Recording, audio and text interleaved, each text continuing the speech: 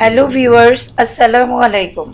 আজ আমি আপনাদের দেখাবো গরমের দিনের অতি পরিচিত সবজি চিচিঙ্গার ভাজি। এই সবজিটি শরীরের জন্য এতটা উপকারী যা বলে শেষ করা যায় না। ডায়াবেটিস, অম্বল বা গ্যাস, কোষ্ঠকাঠিন্যের রোগীদের জন্য ভীষণ উপকারী। তাছাড়া এটি অ্যান্টিবায়োটিক এবং অ্যান্টি এজিংয়েরও কাজ করে। কিন্তু কেন যেন সবাই চিচিঙ্গা খেতেও চান না। এই চিচিঙ্গাকে যদি সুস্বাদু করে রান্না করা যায় তাহলে সবাই চেটেপুটে নিশ্চয়ই খাবেন। আজ আমি আপনাদের সেই সুস্বাদু রান্নার রেসিপিটি দেখাবো। চিচিঙ্গা ভাজির জন্য আজ আমি নিয়েছি চিচিঙ্গা, আর সেটি রান্নার জন্য নিয়েছি লবণ, হলুদ, পেঁয়াজ, কাঁচামরিচ, ডিম আর তেল তো আছেই।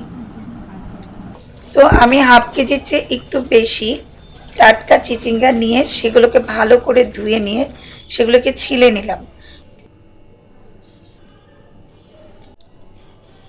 তারপর সেগুলোকে হালকা করে ধুয়ে নিচ্ছি, কারণ একটু কষ থাকে। তারপর এভাবে কেটে নিচ্ছি। কাটার পর সবজি ধুলে গুণাগুণ অনেকটাই নষ্ট হয়ে যায়। এখন আমি একটি কড়াই গরম করে তাতে 4 টেবিল চামচ তেল গরম করে নিলাম। এরপর এর মধ্যে 5 টেবিল চামচ পেঁয়াজ কুচি দিয়ে দিলাম। পেঁয়াজ একটু গরম করে ফালি করা 7-8টি কাঁচামরিচ ছেড়ে দিলাম। তারপর একটু নেড়ে চেড়ে কেটে রাখা চিচিঙ্গা ঢেলে দিলাম। এখন এর মধ্যে 1.5 চা চামচ লবণ ও 1 চা চামচের চেয়ে একটু কম হলুদ দিয়ে দিলাম। এই ভাজিতে হালকা লবণ ব্যবহার করতে হয়। এরপর আমি ভালো করে সব উপাদান একসাথে নেড়ে চেড়ে মিক্স করে নিচ্ছি।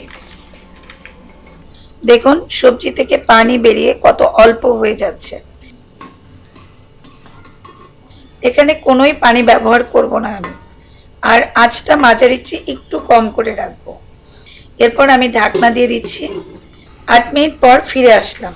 চিচিঙ্গার পানি প্রায় শুকিয়ে গিয়েছে এবং সেটা সেদ্ধও হয়ে গিয়েছে। এই মুহূর্তে আমি একটি ডিম ভেঙে চিচিঙ্গাতে দিয়ে দিচ্ছি। এবার ভালো করে ডিম সহ চিচিঙ্গা নাড়াচাড়া করব 2-3 মিনিটের জন্য, চুলার আঁচটা একটু বাড়িয়ে নিয়ে। আর নামানোর আগে আধা চা চামচ চিনি দিয়ে দিচ্ছি।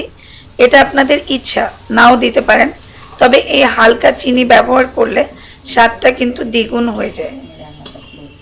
যাই হোক, তারপর আমি একটু নাড়াচাড়া করে ভাজি থেকে তেল বেরিয়ে আসলে নামিয়ে ফেলছি। এখনই আমি নামিয়ে নিচ্ছি। এটা সকালে রুটি, পরোটা অথবা দুপুরে, রাতে সাদা ভাতের সাথে চমৎকার খেতে লাগে। আশা করি আপনাদের রান্নাটি সহজ এবং ভালো লেগেছে। আমার চ্যানেলে নতুন হলে অনুরোধ করব চ্যানেলটিকে সাবস্ক্রাইব করুন ও পাশে থাকা বেল আইকনটি ক্লিক করুন। আর যারা ইতিমধ্যেই সাবস্ক্রাইব করেছেন তাদেরকে অসংখ্য ধন্যবাদ। সবাই ভালো থাকবেন। আল্লাহ হাফেজ।